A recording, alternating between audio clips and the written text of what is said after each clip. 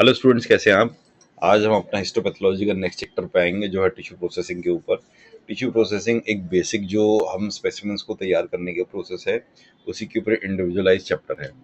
Easy chapter है, कोई दिक्कत नहीं है। मेन आपको कुछ इसमें जो केमिकल्स यूज होते हैं वो पता होने चाहिए, प्रिकॉशंस यूज पता होने चाहिए और प्रोसेस पता होना चाहिए। शॉर्ट इसमें से आने का काफ़ी ज़्यादा चांस है। एमसीक्यू खास क्वेश्चंस नहीं है, ट्रू और फॉल्स और शॉर्ट ही बन सकता है इससे। तो फटाफट इस चैप्टर को खत्म करते हैं।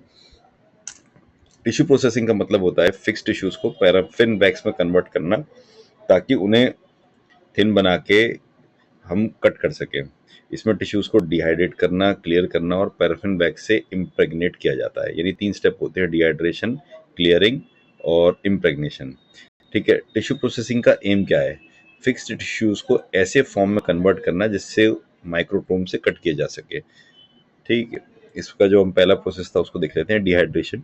डिहाइड्रेशन जैसे कि आप लोग जानते हैं, एक वाटर को रिमूव करने के लिए हम बोलते हैं डिहाइड्रेशन, या जहाँ से पानी कम हो जाए उसको बोल देते हैं डिहाइड्रेट। तो वाटर रिमूवल का प्रोसेस है, और ये इसलिए किया जाता है क्योंकि पैराफिन जो होता है वो वाटर में सॉल्युबल नहीं होता। तो अगर स्पेसिमेन में वाटर भी होगा और पैराफिन भी हम डाल देंगे तो वो कन्वर्ट ही नहीं होगा और हमारा सैंपल भी बिगड़ जाएगा और पैराफिन भी बिगड़ जाएगा। तो इसके लिए हम डिहाइड्रेशन, हमेशा आप ध्यान रखो कि अल्कोहल जो होता है वो बेस्ट डिहाइड्रेट एजेंट होता है। बस इसमें फ़र्क ये होता है कि हमको ये देखना है कि कितनी स्ट्रेंथ का अल्कोहल हमें लगाना होगा। और जैसे हम इस टिश्यूज प्रोसेसिंग में क्या करते हैं, लाइट अल्कोहल से स्टार्ट करते हैं जिसकी स्ट्रेंथ होती है 70%। उससे हम बार बार जब उसको डिप करते हैं तो 100 तक ले जाते हैं। तो जब तक 100 पहुंचता है तो उसमें से वाटर मैक्सिमम गायब हो चुका होता है। अच्छा, कॉपर सल्फेट का यूज़ होता है ये चेक करने के लिए कि पानी निकल गया है या कुछ रह गया है, क्योंकि स्पेसिमेन बहुत, आप सोचिए, फाइन उसमें स्पेस साइज होता है उसका, और वहाँ ही पता करने में बहुत दिक्कत आती है नेकेड आई से कि क्या इसमें अल्कोहल है कि नहीं है। तो it is better to be technical and use copper sulphate.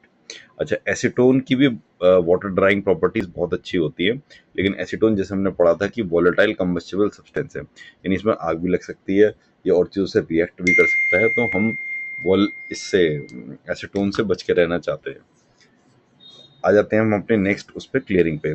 Clearing देखिए बिल्कुल कॉमन है। क्लियर क्या करना होता है कि सफाई करना, यानी कोई चीज़ ऐसी जिसको हम ट्रांसपेरेंट बनाने के लिए उसकी सफाई करेंगे, इसको हम क्लियरिंग बोलते हैं। और इसमें हमें अल्कोहल को रिमूव करना होता है और पैराफिन वैक्स के लिए प्रिपेयर करना होता है। इसके लिए जो सबसे ज़्यादा कॉमन रिएजेंट यूज होता है वो होता है जाइलिन, टोलिन, डायोक्साइन, सीटरवुड ऑयल, क्लोरोफॉर्म। देखिए, कॉमन एजेंट्स 5 आपको पता होने चाहिए, लेकिन मेनली जो होता है 80% केसेस में जाइलिन ही यूज होता है। लेकिन जाइलिन का एक डिसएडवांटेज है, वो ब्रेन टिश्यू के लिए सूटेबल नहीं होता। तो मेजरली हम जाइलिन यूज करेंगे, ब्रेन के लिए नहीं यूज करेंगे। और ये हमारा खत्म हो गया क्लियरिंग। थर्ड आ गया मोस्ट इंपॉर्टेंट, इन्फिल्ट्रेशन। देखिए सीधी बात यह है कि पैराफिन वैक्स को हमें टिश्यू के अंदर डालना है, उस प्रोसेस को हम इम्प्रेग्नेशन कहते हैं। इसमें हम क्लियर टिश्यूज लेते हैं और उसको मोल्टन पैराफिन वैक्स में डिप करते हैं बार बार, जैसे चाय के कप में डिप करी जाती है पत्ती, वैसे ही उसको डिप करते हैं, जिससे कि वैक्स जो होता है वो अंदर जाके बारी बारी में जाके, कई बार हम करेंगे तो उसमें वो वैक्स पूरा कवर्ड हो जाएगा उसको। अच्छा, अगर हम वैक्यूम यूज करेंगे तो एयर प्रेशर कम होने की वजह से फटाफट जो है वैक्स अंदर चला जाएगा। और 2 बार हमें वैक्स चेंज करना होता है एक स्पेसिमेन के ऊपर। अब टिश्यू प्रोसेसिंग मशीन के कौन से टाइप होते हैं? जैसे फर्स्ट होता है हमारा टिश्यू ट्रांसफर टाइप, जिसको हम डिप डंक बोलते हैं, और इसका नाम ही सेल्फ एक्सप्लेटरी है, डिप डंक। यानी कि हम बार बार उसको अलग अलग रिएजेंट में डिप करेंगे उस पर अपने स्पेसिमेन को, तो इसको बोलते हैं टिश्यू ट्रांसफर। और इससे क्या होता है कि जो हमारे रिएजेंट्स हैं वो एवेपोरेट होने से बचते हैं, तो हमारे रिएजेंट की सेविंग होती है। इन प्रॉब्लम ये है कि मैनुअली बहुत ज़्यादा टाइम लेता है, 16 घंटे लगते हैं, और बार बार डिप कराना ये अपने आप में एक आउटडेटेड प्रोसेस है। सेकंड जो हमारा मशीन होती है वो होती है इनक्लोज टाइप। इसमें होता क्या है, एक ही जगह टिश्यू फिक्स हो जाता है कंटेनर में, और पहला रिएजेंट आएगा, वो उसको ट्रीट करेगा, निकल जाएगा, दूसरा आएगा, ट्रीट करेगा, निकल जाएगा, ऐसे करके टिश्यू वहीं रहेगा, रिएजेंट कंटिन्यूसली चेंज होके वो प्रोसेस खत्म हो जाएगा। इसके बाद हम कई जगह मैनुअल प्रोसेसिंग भी करते हैं। मैनुअल प्रोसेसिंग में क्या होता है कि टिश्यूज़ को हमने लिया, एक कंटेनर में डाला, फिर वहाँ वो डिप हो गया, फिर दूसरे में डाला, फिर खुद ही निकाल के तीसरे में डाला, क्योंकि इसमें सब चीज़ मैनुअली हो रही है तो इसको मैनुअली प्रोसेसिंग करते हैं। ये कई बार क्या होता है कि जब हमें बहुत फाइन एक स्पेसिमेन तैयार करना है, तो छोटे नंबर ऑफ सैंपल्स हम पे हैं 2 या 3, तो जितनी भी आप देखिएगा ना लैब की मशीन्स होती हैं, वो इस तरीके से डिज़ाइन्ड होती हैं कि उनमें मैक्सिमम नंबर ऑफ सैंपल्स आ जाएँ। तो अगर नंबर ऑफ सैंपल या स्पेसिमेन कम है, तो वो मैनुअली करने के लिए भी छोटी-छोटी मशीनें आती हैं।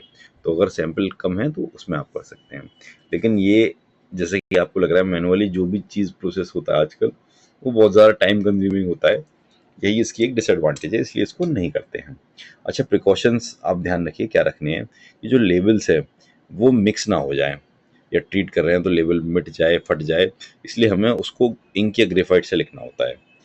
दूसरा बात क्या है कि जब आप बार-बार स्पेसिमेन से रिएजेंट में डालोगे, तो थोड़े टाइम में रिएजेंट का कलर चेंज हो जाएगा, वो कंटैमिनेट हो जाएगा और उसकी एक्टिविटी बिल्कुल खत्म हो जाएगी। तो हमें क्या करना होता है कि एक हमने सर्टेन फिगर बना रखी होती है कि इतने स्पेसिमेन के बाद हम रीजेंट चेंज करेंगे, वो हमें स्ट्रिक्टली फॉलो करना होता है। नहीं तो खराब अगर हम लेंगे तो हमारा स्पेसिमेन भी खराब जाएगा और प्रोसेस भी कंप्लीट नहीं होगा।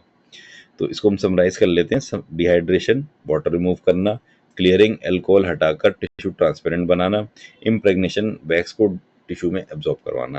ये तीन ही मेन प्रोसेस होते हैं टिश्यू प्रोसेसिंग के, और शॉर्ट का क्वेश्चन है, ये फटाफट हमने इजीली कर लिया।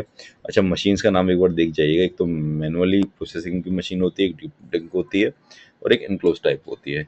तीन तरह की मशीन है, और ये जो है टिश्यू प्रोसेसिंग के लिए यूज़ होती है। छोटा सा चैप्टर है, बहुत जल्दी हमने कवर कर लिया। अगर आपको इसका कंटेंट पसंद आया हो तो प्लीज़ शेयर कीजिएगा और लाइक कीजिएगा। Thank you.